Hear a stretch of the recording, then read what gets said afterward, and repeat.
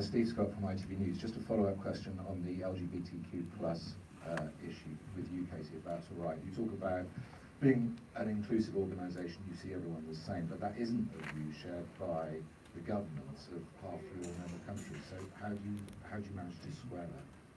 Well, first of all, I think the thing, and I'm asked that question quite a bit, is that we Sorry. are not a we're not a government agency. We're an international sports federation. So there's sort of limitations about what we can and cannot do. No, we can't go into change the rules in countries, but what we can do is create opportunities for people to discuss issues in a safe environment. So we do that, and we talked to the sports. We recently, both Louise and I were present at the Sports Ministers Conference that was held the last 2 days, and whenever we're given the opportunity to talk about our values, we do that. So I cannot change the laws inside a country, but what I can do is create an opportunity for people to talk about the challenging issues that they face. Gentleman at the back in the white shirt. I would just like to add to that, and to welcome your questions, frankly, because this is all about just shifting the dial the whole time, isn't it? You know, I said earlier that Birmingham's proud of its values, and we have the opportunity to try and export those values around Commonwealth countries that don't necessarily share them. So yeah, so you asking those questions and writing about it, for me, I welcome that. Life is all about, isn't it? Just trying to move all the time, and that's what the Federation is doing through sport, and I applaud it. Hi, Bradley Harris from 5 News. We were filming this morning about 10 minutes away at a community sports centre, and we're chatting to young athletes, young people who are really proud to say that they're from Birmingham because of these games. How are you going to carry on continuing that legacy, continuing giving back to those types of communities once the games come to an end? Do you want me to kick off, John, and then So we recognise that in previous multi-sport events, perhaps that longevity of sports legacy is always a challenge, and we as the organising committee and the local agencies are only here for a short period of time in terms of organising the games. So there's a couple of things there. And John, I'm sure, will talk a bit more about the legacy infrastructure that we're trying to put in place alongside partners to support that. But also, our approach has been to work with the national agency Sport England, who clearly are the body responsible to try and really move the dial in the West Midlands. And delighted to see they're investing quite a lot of money directly into this region, both on supporting the club infrastructure and making sure that when we do get that bounce from people being inspired by the games, that there are the coaches and there are facilities available to capture people and take them on that sporting journey much longer term. But secondly, also just a lot of simple things Sport England are investing in. Simple improvements to activity levels generally, promoting walking in this city. All the routes between the games venues have been cleaned up, trying to encourage that. A lot of activity and programmes on the ground about just getting people moving again. So we're delighted to be working with them. I think, having looked at the programme and the investment levels they put in place, it will definitely move the dial. But I don't know, John, if you just want to mention a few words about legacy. Yeah, I mean, from where I am, ironically, if I'd asked us 6 months ago, I'd have said we're behind where we should be on legacy. For probably good reasons. Yeah, we were 4 years to get started, and then we had the pandemic. So in terms of putting the legacy team together and working out what we could do, raising some funding, putting things in place, all that was a bit behind where I would have hoped it would have been. Ironically, though, it's now got the other side of the coin. It's got a benefit because we've got the plan I just showed you. We've got the infrastructure in place now. We've got a team that's got very knowledgeable. We've been supporting the voluntary sector by endorsing them with our logo right from the start. So we've got a very close relationship with 30 charities in the Midlands. We've got a team that's come together that's been excellent at raising money. So the funding that Ian's been talking about there and other funding, we've collected it together, and we've been working across all the partners with a spirit of collaboration which is unusual in this region, frankly, with central government, with a combined authority and with the local authorities.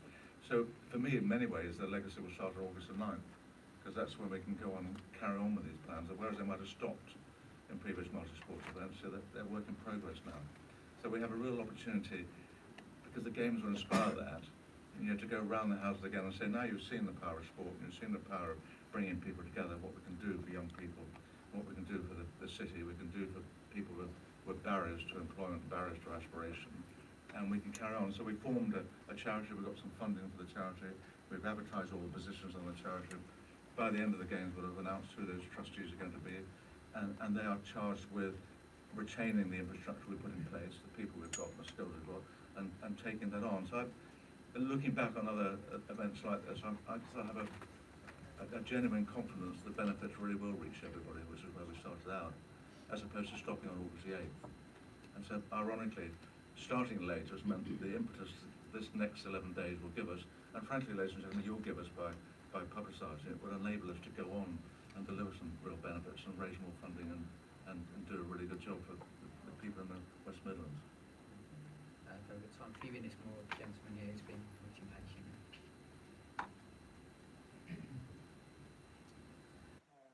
Javed from Janata Ka Reporter website in India.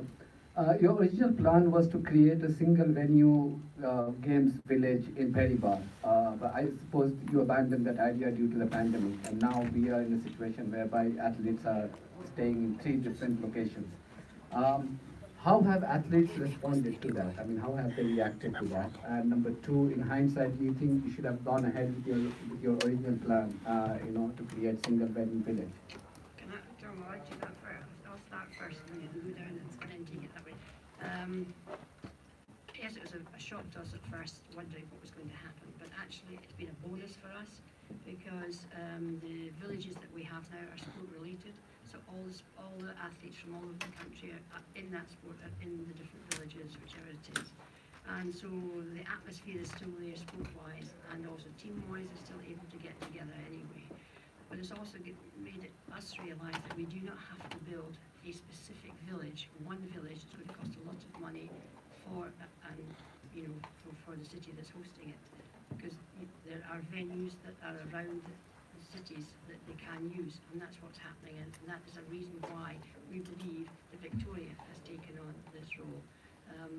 And as I said right at the very beginning, the houses at Peribar will be fantastic for the communities. Yes, it was a pity, but to me, it's actually worked. So I'm very happy with the way it is. So, John, do you want to go next, and then you? Sorry, I said I'm controlling this, it doesn't matter. Just taking your job, Tom. I'll just say a couple of quick things operationally. So I think, look, in an ideal world, of course, we would have loved to have everybody into a single village model. But I think we made the right decision. If you drive past the regeneration hub at Peribar on your way out to the centre tonight, you will see an incredibly refurbished and the public realm around there and the new apartments look beautiful. But you've got to remember to have them as an athlete's village, all of those apartments would have had to have been completed at least 6 months ago to allow us in the organising committee to have come in and put all the overlay. And I think that was absolutely right, that would have been too risky. The last thing we wanted was to be welcoming the Commonwealth here to Birmingham and then unfortunately not being able to provide them with a suitable level of accommodation. It says a lot about the city and the region, and John mentioned it earlier in terms of the people on the ground, but when we had a challenge, 2 universities, hotel accommodation stood up, worked really closely with us, and there have been some challenges in that, but generally athletes are delighted with the welcome they've got, with the accommodation that's available to them, both in particular university sites and the NEC as well. They're beautiful locations, so they're really enjoying all that outdoor space. It's a festival atmosphere. I've had the pleasure of being around those villages. It has made the likes of transport and things like that a little bit more complex, but as Dame Levy said, actually a lot of the athletes are staying now much closer to the competition and their training grounds. So despite it happening through adversity, I think we've reached a very good conclusion on that one. And if I could add to that as well, only just that very last comment of Ian's, obviously the pandemic was somewhere between dreadful and appalling. There won't be anybody in this room that wasn't affected by it in some way, or their families or their friends. But ironically, there were some things you learned from it. Of course, lots of things. We could talk about that all day. But maybe this has created a new model for these games. Obviously, we will be held to account on every single penny of taxpayers' money that's been spent on these games to make sure that there's a proper return from them. And that will be the case for all future sports events, quite rightly. But maybe the model of coming to Birmingham because of a great sports facilities here in the first place. So we've had to renovate 1 or 2 and build 1 new one, the aquatic centre, but otherwise we've used a lot of the great facilities we're here. And secondly, actually maybe you don't need to build an athlete village, you can use existing facilities, 3 universities. We could have found 4 or 5 universities to do that, all 3 of them stepped up straight away. maybe that's created a new model for making these games even more powerful and more effective in the future. So I hope that the other cities come together and demonstrate there are different ways of doing things. I'll just pick that up as well. I mean,